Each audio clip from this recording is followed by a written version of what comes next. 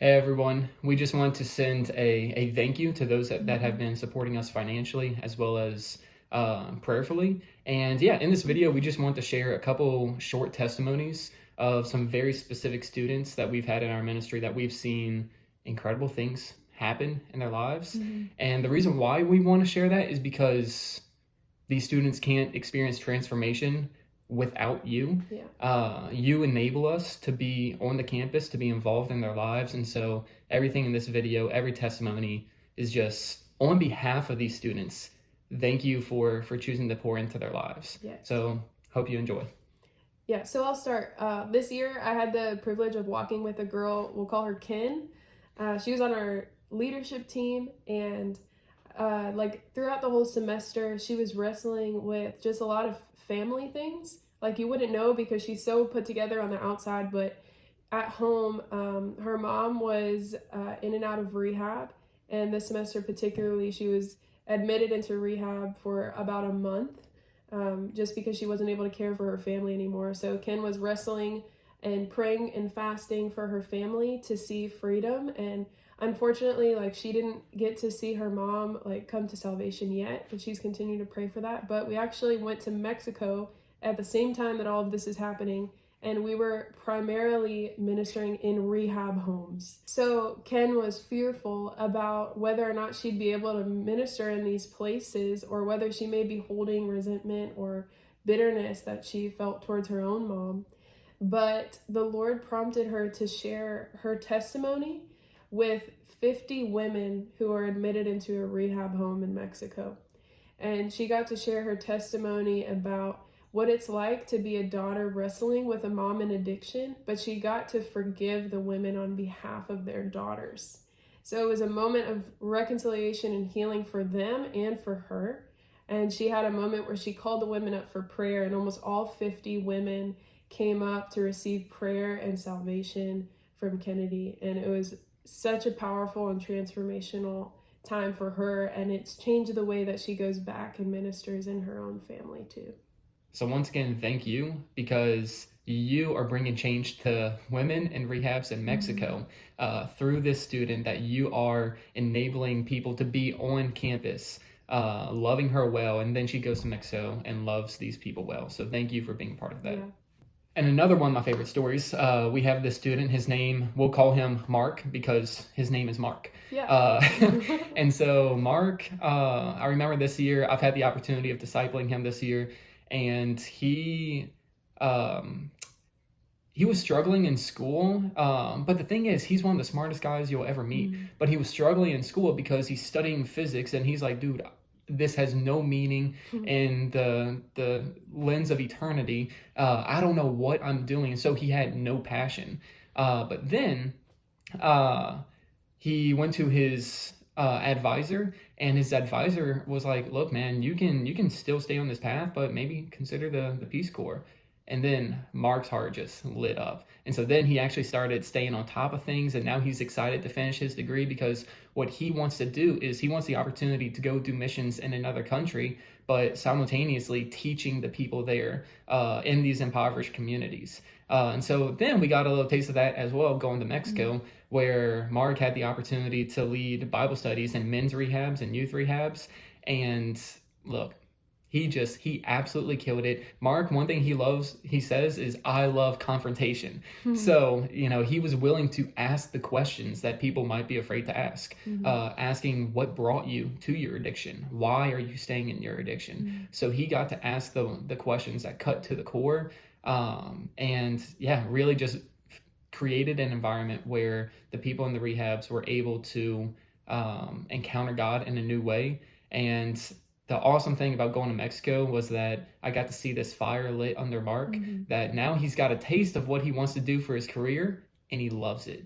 So now we get the opportunity to equip Mark, to launch him into what he wants to do for his entire career. So on behalf of Mark, thank you for investing in him. And two of some of my favorite girls that I got to meet with this year, their names are Gift and Wumi, and they're both from Nigeria, and they came over 3 years ago. And when they came over, I think I was their very first white friend. I met them at a T-Mobile.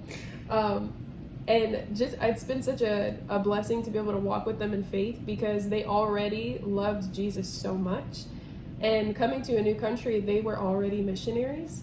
So when we empowered Gift and Wumi to be able to lead small groups and empower them to do outreach on campus, they were entering their mission field on campus every day. And those two girls are the most dedicated girls, like busiest people. Like we had an hour window during the week that we could meet for discipleship, and they took it. But now both of those girls are going into nursing full time. And this past semester, we got to walk through what does it look like to make disciples in the workplace? What does it look like to start spiritual friendships, intentional relationships with the people around you? And I'm confident that both of them are going into their mission field, nursing full time, to go and make disciples and to transform those environments for Christ.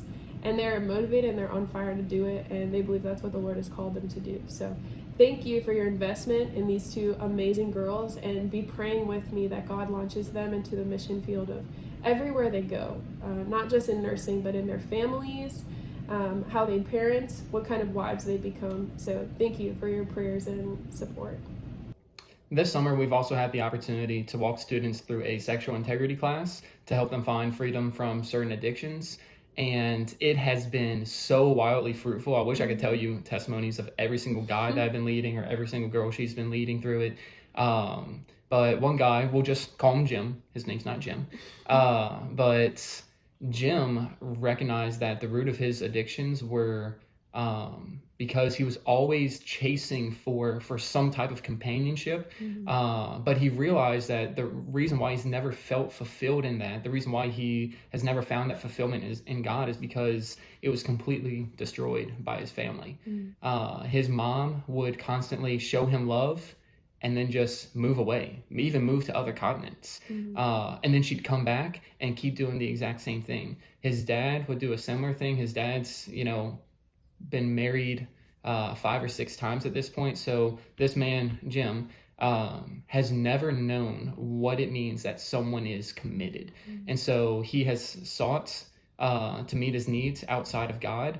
But through this process, he's been internalizing very deeply what it means that God is committed to him, that he's not abandoned, that he's not alone. I know this might sound like a little wishy-washy stuff, but this is a very root to the core thing for Jim. And often you find that when someone actually has a right view of who God is and who they are in God's eyes, their entire life changes. And so I really do believe, I'm already seeing it now, I do believe Jim's life is changing currently, and so many guys I'm meeting with in this integrity class, so many girls she's meeting with, their lives are already changing in just such a short span.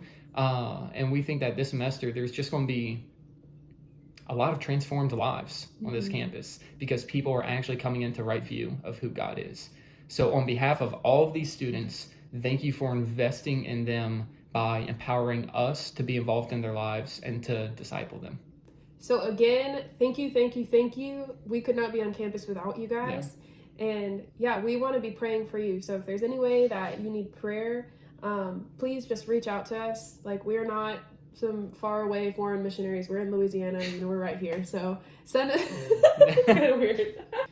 But yes, we also need prayer. So please continue to pray for our marriage, that we'd continue to prioritize each other as we go out and do this. This is so full time that our evenings often are taken up, and time gets taken away really quickly. So just pray that we can continue to invest in each other so that we can be stronger and even be a model of marriage to students who did not have that.